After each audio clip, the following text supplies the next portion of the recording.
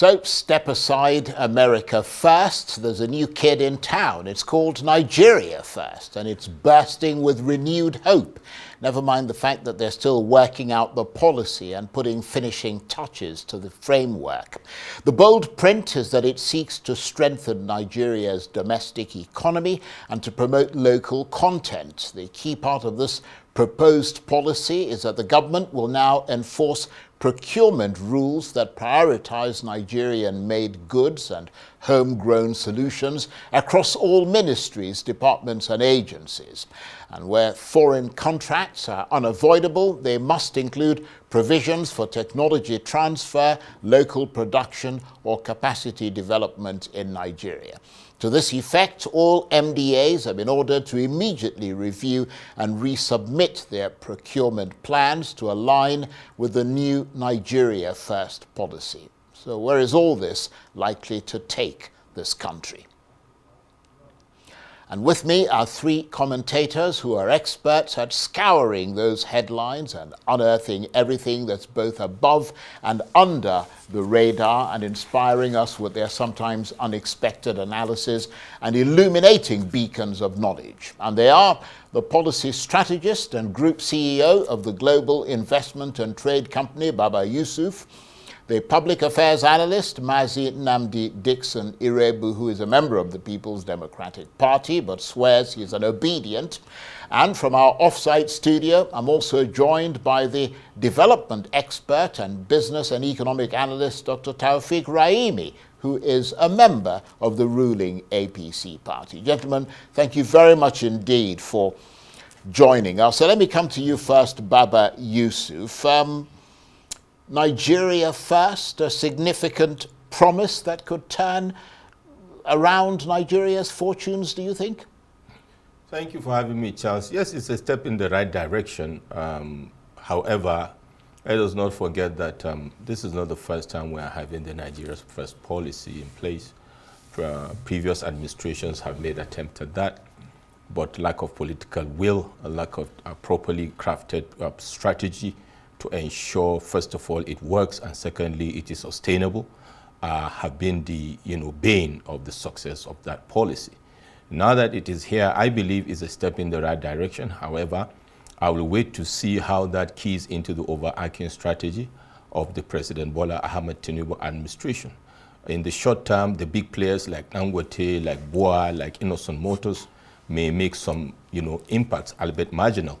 I expect power, which is a crucial, critical success factor, should be a matter to be addressed as soon as possible to ensure this happens. And then, of course, the agri-value chain and other supporting productive sectors. I hope that will go pari passu, the milestoning of this very laudable project, policy. Otherwise, it will be a flash in the pan, just like the previous times. Well, thank you for that. Let me come to you, Mazi Iroegbu. As you heard Baba Yusuf saying there, it's not a new policy, but what the government, the Tinubu government, are saying is that President Tinubu is intending to re-emphasize the need to promote local content and industrialization by putting Nigeria first in all the dealings of the government. What is your reckoning? Thank you, Charles. Yes, indeed. Copying that, just like we copied democracy from America, copying that also from America will be right. But the difference here is I think it's more of adopting a sloganarian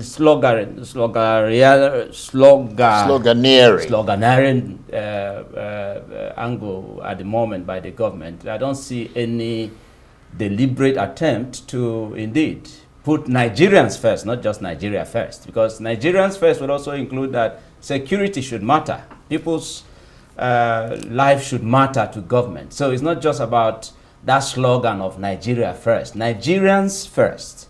Value for human life. Before you make certain or enact certain policies, consider the interest of the Nigerian people, and then also lead by example. Well, I Because would imagine one would have that the expected- reason that they're putting that policies there is because they're considering the people of Nigeria. That's why they're saying Nigeria first. I hope so, because the body language should also reflect that much, of what they are saying they want to do. Because if you're saying Nigeria first, then the government, the leader of the country, should show example. What, for instance, Indeed. in his fleet of cars, is there any made in Nigerian car there? That's very important, because when you look at what Donald Trump is doing in America, you'll see that the America first thing is deliberate, and he has no apologies for that. And every leader really in the world should put his country first. And if this president is serious about it, then he should go beyond slogan and all of that, and put indeed practical angles to what Nigeria first will mean, so that Nigerians can copy. Because you don't live as though you don't realize that Nigerians are going through excruciating hunger and then expect Nigerians to buy your policy of Nigeria first. I don't see it being practically implemented by the government, sincerely. But I hope that they put the right action in place and, probably prove us wrong. I want to see it happen, but at the moment, there's no sign whatsoever from the government of the day and the reigning APC government, as far as I'm concerned, so far, that will make that Nigeria first thing to fly. It's not available, because government has not shown by its body language and all of that there's anything in that direction. They only have made public a policy. But the action should speak louder than words. Right. To be fair to them, it's only been a few days since they said they were going to do it. So I think I agree with you that the way to do things is to lead with action. That's it. And therefore, if we had, for instance, seen President Tinubu come out with a brand new car, exactly, or the innocent car, exactly, or something, whilst he's making exactly, the announcement, to say, that's it, I'm done with all these foreign import cars, and subsequently everybody in all the agencies and ministries and departments is going to be doing the same thing. That would have been a good example. Let me come to you in our offsite studio, Dr. Taufeeq Raimi. You are, of course, a member of the All Progressives Congress. How much will the promise of Nigeria first be matched with the action of implementation? Okay, thank you very much, Charles, and thank you to our viewers for having me here. I want to use this opportunity to commend our dear President, His Excellency, President Bola Ahmed Tinubu, GCFR, for this laudable initiative and policy, which I am confident will be implemented for the good of Nigeria. The concept of Nigeria first, of course, it's agreed that it is not new. It could have been given different name. There are times when previous government or administration talk of local content. And you know that in the late 90s and in the early 2000s, we have programs like Housing for All by the year 2000. When 2000 came, truly, there were more housing deficit than it was. Of course, Nigeria can be very concerned, truly, because of their experiences of the past administration. There were times in this country when we had a minister that also proclaimed, or a government that also proclaimed Operation 500 roads. I do not think that particular minister or administration built 100 roads. But that does not take out from the need to have confidence in this president. This, our current president, is the one that believes in what he says, is not frivolous with his word, and to demonstrate that Nigeria first policy that he has proclaimed will materialize. It was not just a mere statement, it was a recommendation from a Bureau for Public Procurement. That is one strategy that shows clearly that he meant to actually achieve this goal for the good of Nigeria and our country. The BPE has been mandated to revise their processes and come up with a blueprint that will now be implemented across all the sectors and the ministry and department. This also shows that there's a right thinking. It is not just a mere political statement like it used to be under previous administrations. I want to assure Nigeria many benefits of this particular policy. It will increase our productivity, which all of us have been talking about. Local productivity will increase. Manufacturing will be consolidated. Our economy will witness increase in employment opportunity. Our young teeming population that are agile, that are doing other things because they do not have the right employment, will now be gainfully employed if Nigeria products and goods are produced in Nigeria and patronized in Nigeria. We will equally even have food sufficiency. Our industries will benefit from this. So the opportunity is also there for the educational sector to also reskill, to bring out curriculum in our academic system that will also provide skills that are required in order to produce what we use, like largely. So I believe that why the concern of most Nigeria, based on their previous experiences of previous administration presidents saying what they would not do, this particular president, he has demonstrated that he will do what he says. Imagine the issue of IMF loan, which has been paid by this government, even though it was inherited in the last administration. This is matching his word with action. Imagine other things that he promised. He said he's going to remove oil subsidy if he was elected as the president, even though there are consequences. But we have started seeing that the economy has started. The charts, you remember in November last year, here in your studio, I told you that the policies of this government it may take time, but definitely they would materialize. Right, but very quickly, I don't mean to interrupt you there. I think the point that was being made, I mean, you're citing a lot of other instances, and it is, I mean, it's worthy of sort of being brought up. But the point that is being made is in this particular instance, do you think that President Tinubu should perhaps have made the announcement by doing something, you know, optically interesting that can connect with the Nigerian people? For example, turning up with a new car that's made in Nigeria and saying that this is my way of promoting sort of the Nigeria first thing, and then going ahead and making the announcement. You see what I mean? That would have had a much greater impact. Charles, you have made a very valid argument as well. But it is not until when the president uses a local vehicle at this moment that we will believe, because it is not just in this automobile that the products that we produce in Nigeria, the products we produce and consume in Nigeria are very fast. In fact, part of this policy is that contracts that will be awarded in Nigeria, Nigerians will be considered first. There will be threshold. In the cases of where we do not have the magnitude, either the resources or technical know-how, so that we can, even when we bring in foreigners to either for foreign goods or foreign contractor, the president has mandated that they must include local content. I think you've made that point. I apologize for interrupting you. Just one more reaction to it. Or assessment of it before we move on to the next topic, and that comes to you, Baba Yusuf, because we know, as we mentioned at the outset, that this Nigeria First policy is not entirely new. In fact, there is legislation already in existence. I mean, there is an executive order on local content that is already there. There is the Business Facilitation Act.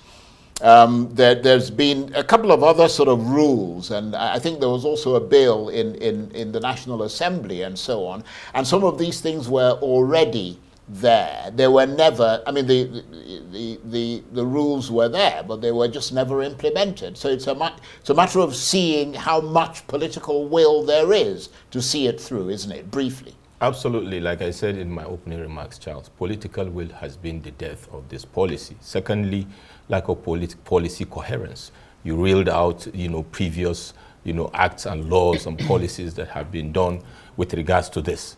And it goes back to two things, like I said, lack of strategy, lack of political will.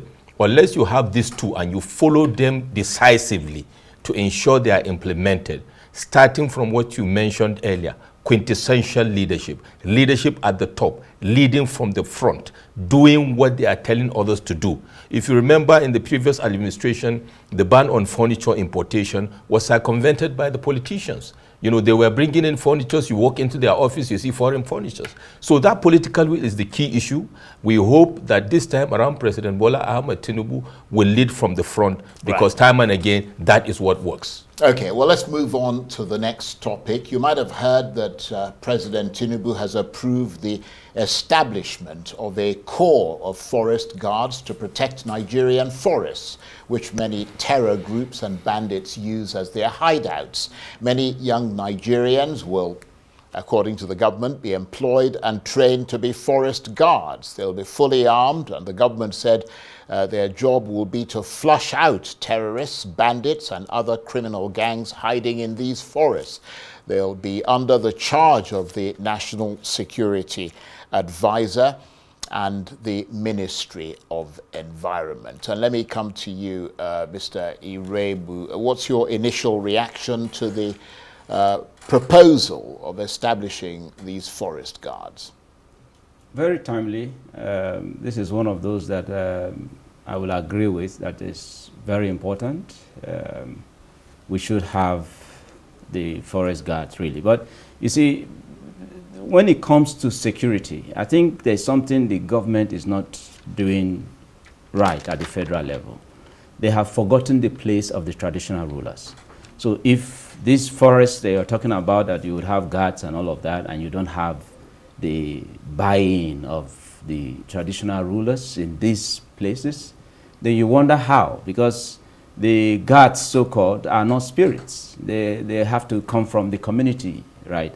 So if well, to be fair, they're still working out the policy. But so I mean, we can't really say how they're going to do it. Fine, but I just want to call the attention of the president to that angle, because it's important that he considers the local, community, really, because the forests are not in the cities. Yeah. So they're in the communities. So there's that need to be deliberate about this policy. Let it not be a political thing. Let it be deliberate, that the intention is to at least find a lasting solution to the issue of insecurity, where people can come in from anywhere, from any part of Africa, and through our forests, and committing all sorts of crime and all of that. So I think the president should take further step to ensure that the local leaders are carried along, not just announcing these names. Well, I mean, I think you've got a point there, actually, because the whole point of talking about, I mean, one presumes that this is going to be localized, the way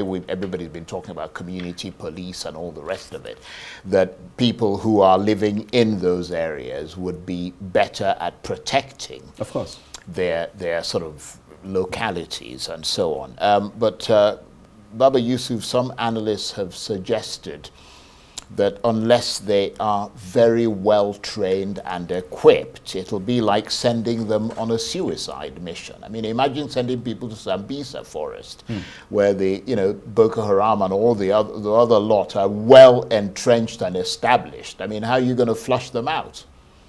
It's a very valid question, Charles. I saw the development is quite interesting, but my concerns is about the sequencing of our strategic pillars and unrolling them.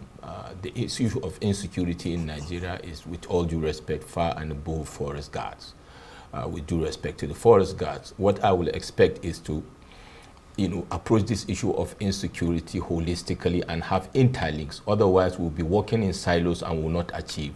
The valid point you made on landing is, what are the capacities of these people? How long will it take to build those capacities? How long will it take to tool and kit them?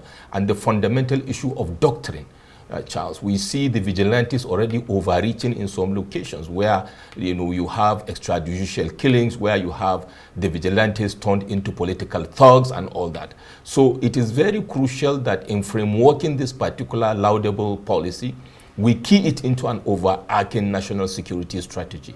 I'm happy that they will be domiciled with the Office of the National Security Advisor, but what I'm interested in, when it is, or wherever it is domiciled, there must be a sequencing for them to be able to make the impact, because it's not just about going, into the forest to contain some local thugs. You are dealing with ISIS, ISWA, Boko Haram, international kidnappers, resource saboteurs, and all that. So it's highly advanced, and I think we should be very purposeful when we are bringing out these policies, so that we don't throw away the baby with the bathwater, or we don't leave a very big gaping hole. Because if we don't deal with the issue of doctrine, Charles, these people may be sucked in by the terrorists and they become converted. And so it's a big issue. It's a welcome development, but we need to eyeball this more crucially since the frameworking is ongoing, so that we don't lose a very significant focus on a multidimensional insecurity in Nigeria, which is far beyond forest guards. That's a very important point. And Dr. Raimi, I do apologize. I think I might have skipped a turn. I noticed you had a worried look on your face there.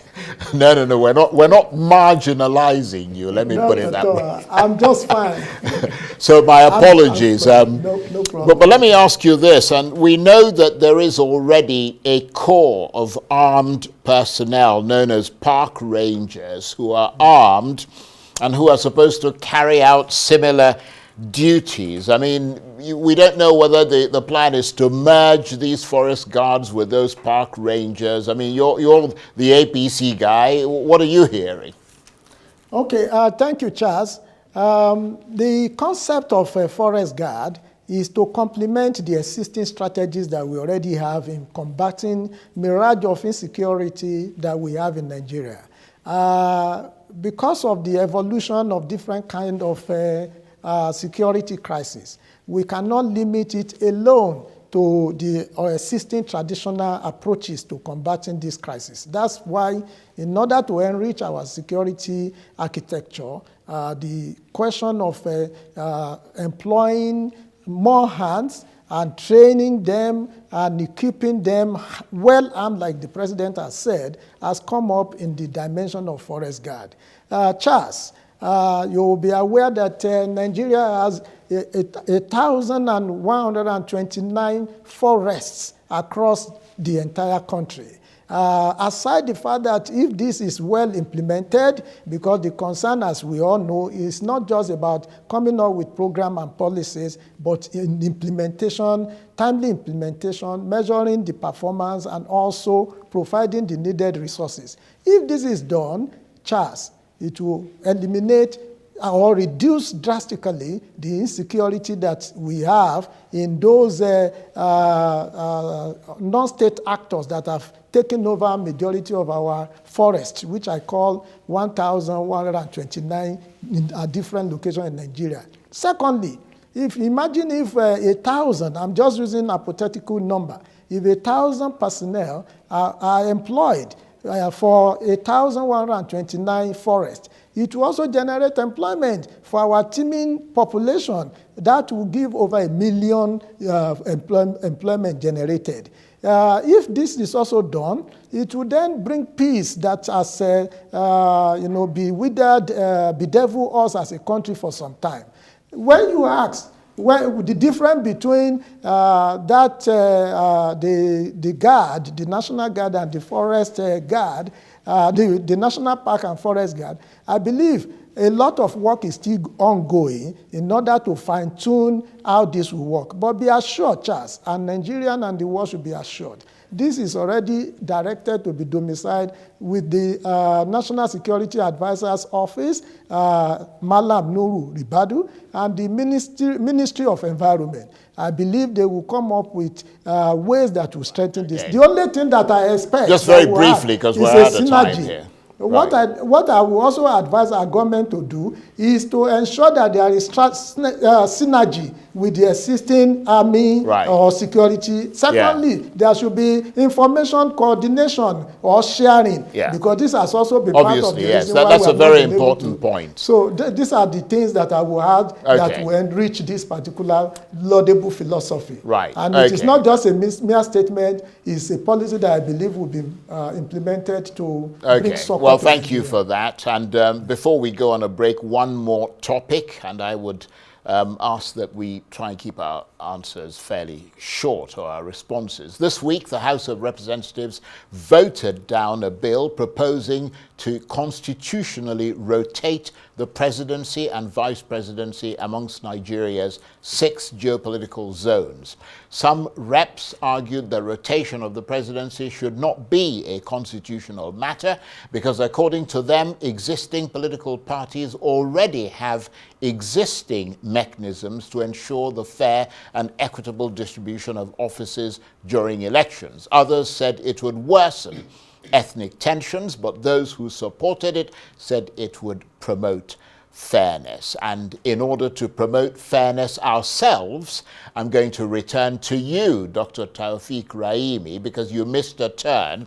So let me ask you to be brief, and I will ask you this, whether or not you are for or against rotational presidency. I'm from one Nigeria, so I'm not for rotational presidency.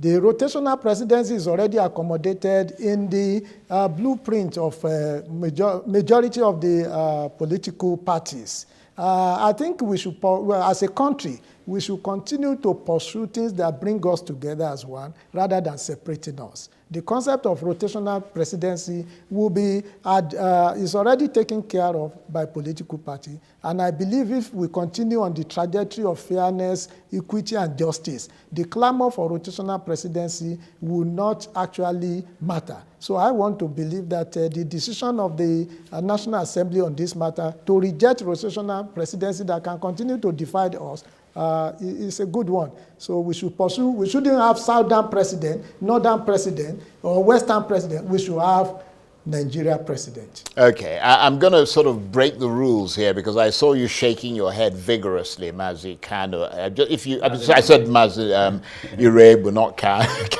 You're certainly not Nnamdi Kano, are you? I am Nnamdi, all right. Otherwise, you wouldn't be sitting where you're sitting now, would you? But let me come to you. I'll come to you in a minute. But let me come to you, Baba Yusuf, because it is your turn, really, to speak. Is there a case for reassessing this bill amid the cries of political marginalization that echo across this country? Charles, in my opinion, we should be very careful about how we manage this very fragile entity called Nigeria. And we should be very circumspect and deliberate as we evolve as a polity, Charles. Nigeria is at one of the most polarized states in the political evolution of this country. And whatever we should do to ensure that people, experience fairness, equity, and justice, or a sense of it, I believe will continue to be the balancing factor in keeping the unity of this country. Indeed, the political parties have their own internal mechanisms to bring out presidential candidates, or even, let us not forget, gubernatorial candidates. Well, it's essentially zoning. Zoning. Yeah. It's the same thing that's happening in the state. Let us not only look at the presidential level. The same issue we are having at presidential level, we are having it at the state level. So I believe that we will maybe evolve, maybe our children or grandchildren will evolve to that state where we say we don't need to consider zoning. I am a proponent of zoning, fully so, because until we get to that state that people's concerns, genuine concerns, are, assuaded due to the way and manner our polity evolves, we will now get to that stage like the United States of America, where we'll say, we'll open it up. Right. But then competency, integrity, capacity, and the fairness of the electoral process should be our focus, whatever we adopt. Absolutely. I couldn't agree with you more. And Mazi Iroegbu, how strong is the argument made by Deputy Speaker Benjamin Kalu, who actually proposed this bill, that the bill will foster inclusivity and ensure that all regions contribute to leadership in this country? Briefly. That argument is valid, and I support it. You see, it was at the Abacha conference in 1995 that the 6 geopolitical zones was proposed by former Vice President Alex Ekwueme, and it was adopted. And Abacha, being a nationalist, bought into that vision. If he was still alive and when the 1999 Constitution was promulgated, I'm sure it would have been well captured in the Nigerian Constitution. It's important that we appreciate the country we found ourselves. Nigeria is not a nation yet. We are on a mission towards nationhood. So there's a need to give, like my brother here said, everybody that sense of ownership of the country, a sense of belonging. There should be equity, justice, and fairness on the table at all times. So that the politicians in the National Assembly, particularly House of Reps, did not see the need to have it captured in our constitution, I am appalled. Because sincerely, if you leave it as they left it to the political parties in 2023, in 2023, PDP told us that, they were not the party in power, so that they couldn't be discussing zoning. So, but if it is constitutional, that there is rotational arrangement, then every party will naturally adopt. Right. Because Okay. imagine that we had Southerners, in 2023 as candidates of all the major political parties. We won't be where we are today. We would have been looking for the best. And there is the best of Nigerians in every zone. Right. So nobody should say Okay. zoning will not take away the meritocracy thing. No, there are quality minds everywhere, in every zone in Nigeria. I believe in zoning, and it's unfortunate that we've not been able to get that political will required to get it captured in our constitution. Well, there's an argument both sides, isn't there? Which is why they said they'll reassess that bill. So it's not completely out the window. Stay with us, gentlemen. You're watching Arise Prime Time. Plenty more still ahead as we continue our look at the week that was. Stay with us.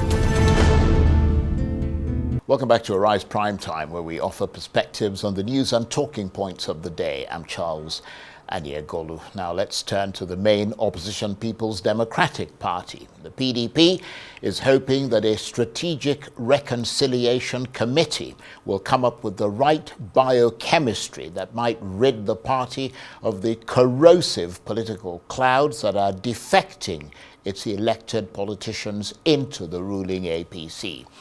But is the evidence sufficiently cogent to support this hope, or is the party now burning up and spiraling towards failure? And still with me are our three guest commentators, the policy strategist and group CEO of the global investment and trade company, Baba Yusuf, the public affairs analyst, Mazin Namdi Dixon Iroegbu, who is a member of the People's Democratic Party, and from our off-site studio, the development expert and business and economic analyst, Dr. Raimi, who's a member of the ruling APC party. Gentlemen, thank you for staying with us. And let me come to you, Dr. Raimi, because it is your turn.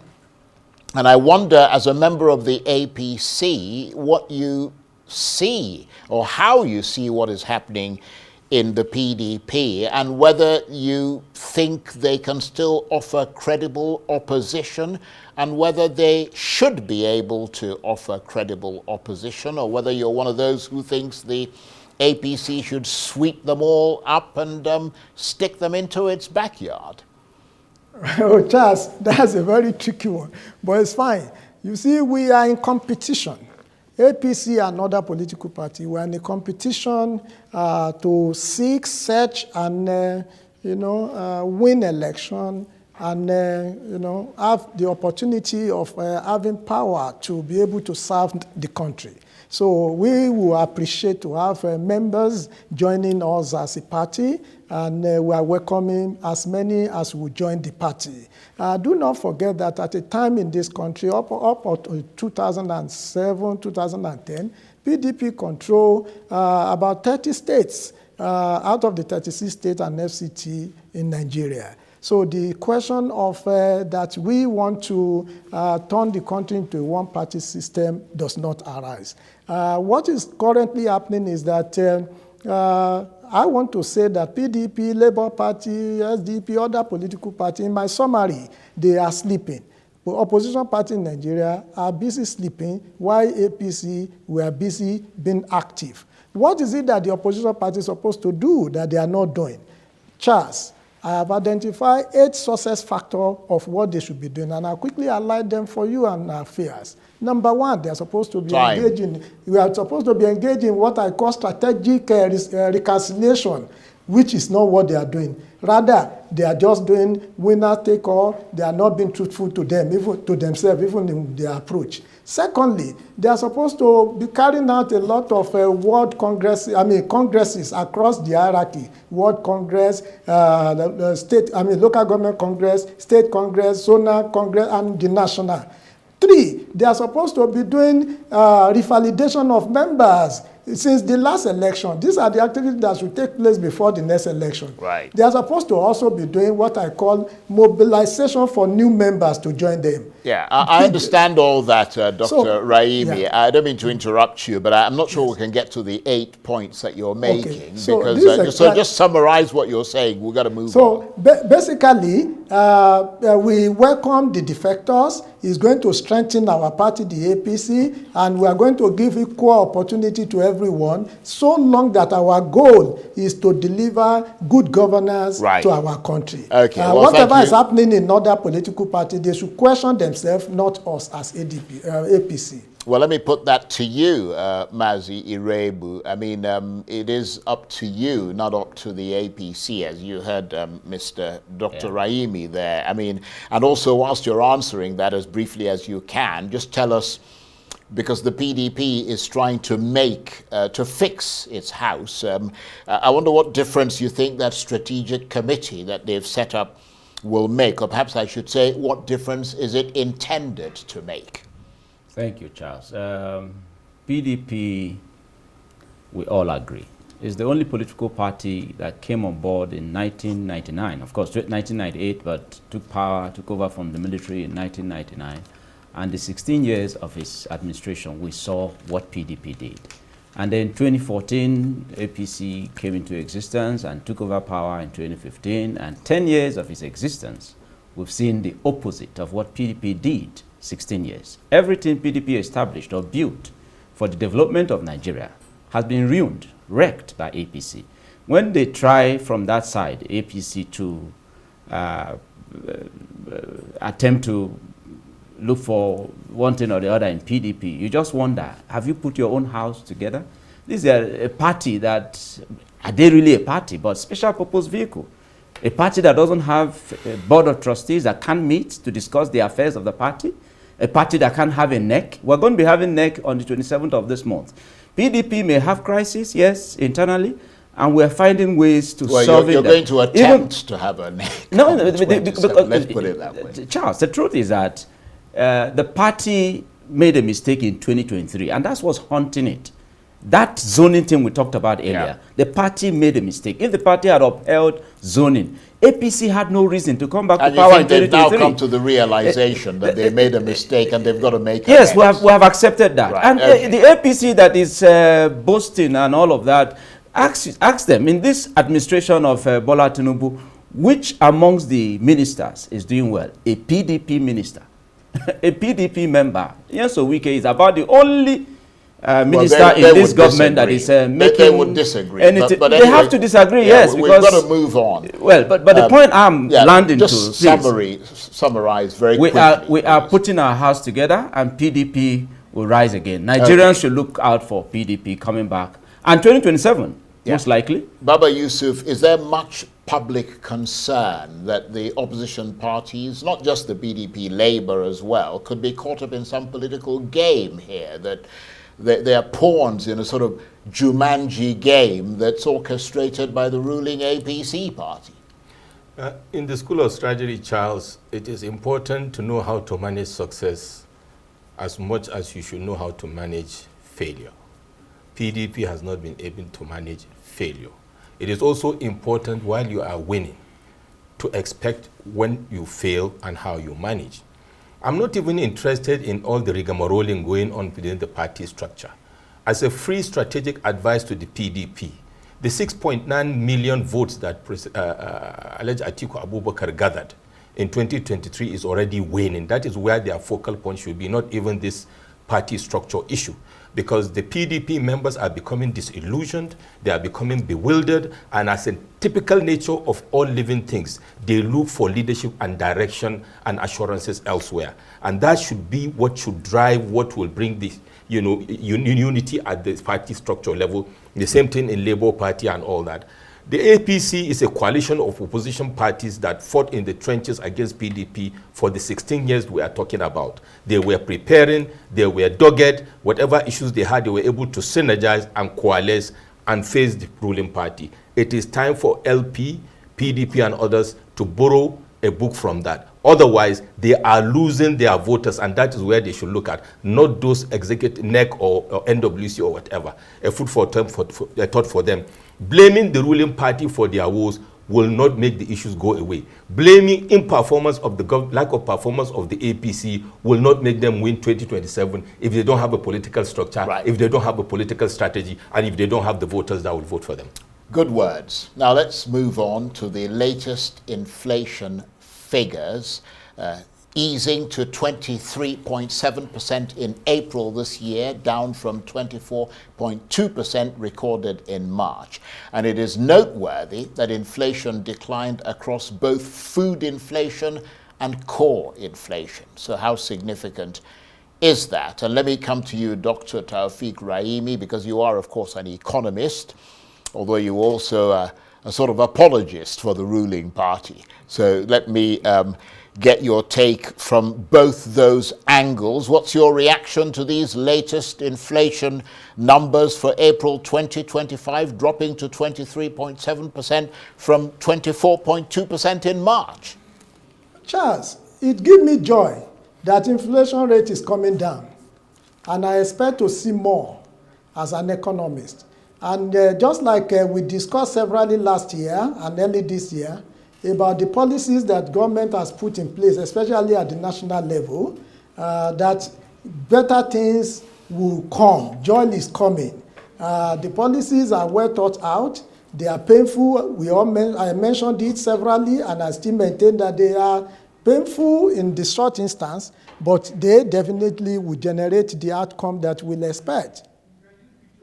So, can you hear me? Yes, we can hear you loud and clear. Okay. So the difference between the inflation that has dropped in April from what we had in March is 0.52%. That is the inflation. The food inflation has also declined by 0.53%, and the core inflation about 1%. Right. It looks marginal. So you welcome the figures. That's the bottom line. I'm afraid I have to move on. I'm really sorry about this. I've got less than 3 minutes.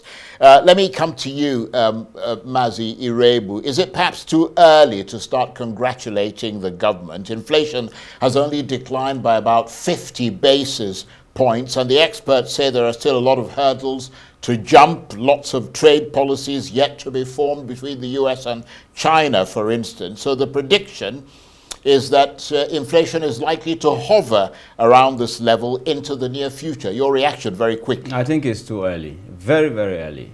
This voodoo economy will not excite me in any way. The attempt to bamboozle us with all of these figures.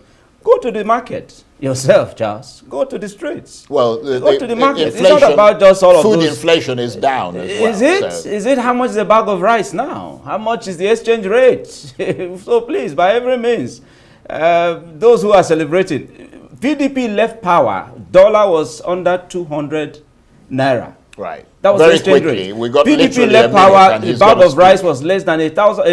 Less than 10,000 naira. So you're not excited. I'm not excited at all because there's nothing to let me show. come to you, Baba Yusuf. Sorry, I had to cut you guys off, but nevertheless, Baba Yusuf, in spite of what Mr. Iroegbu is saying, it is noteworthy, isn't it, that we saw inflation decline across both food inflation and core inflation. And the major driver for that across-the-board decline appeared to be stability in the forex market and a reported 3.5% decline in the price of petrol. Very quickly. That's correct. It's very okay that we are celebrating our small wins so that we look at the big wins. What I will just say is that we are moving into the middle of the year. Rains have come. It is traditional that mid-year and towards the third quarter of the year, food inflation will hedge back because we are in the farms. Food have not come out of the farm yet. So I hope the government will hedge against that. And like you said, also the tariff war is still unfolding. It's still an uncertainty. So government should hedge against that while we are congratulating them on the win. Maximum impact on the table, on the streets of Nigeria are very key while you manage the optics. Right.